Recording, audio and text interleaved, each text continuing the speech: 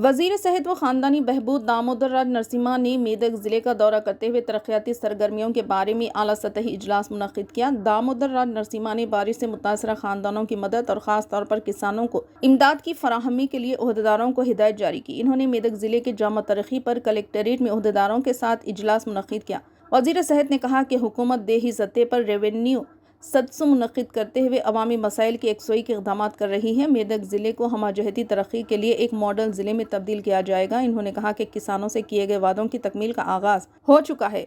किसानों की कर्ज मुआफ़ी स्कीम पर 3 मराहिल में अमलावरी की गई और ज़राई शोबे को मियारी बरक़ी मुफ्त सरबराही की जा रही है। इन्होंने कहा कि सरकारी स्कूलों और दवाखानों की हालत बेहतर बनाने पर हुकूमत ने तवज्जो मरकूज़ की है। वज़ीर सेहत ने ओहदेदारों से कहा कि अम्मा आदर्श स्कूलों के क़याम के लिए जल्द मनसूबाबंदी तैयार करें। मेदक गवर्नमेंट हॉस्पिटल में आइंदा 1 माह में CT स्कैन सेंटर कायम किया जाएगा और बिस्तरों की तादाद में इजाफा होगा। इन्होंने कहा कि हादसात में ज़ख्मी अफराद की फौरी तिब्बी इमदाद के लिए ट्रोमा सेंटर कायम किए जाएंगे। इन्होंने ज़िले हेडक्वार्टर पर डायलिसिस सेंटर के क़याम का तयख़ुन दिया।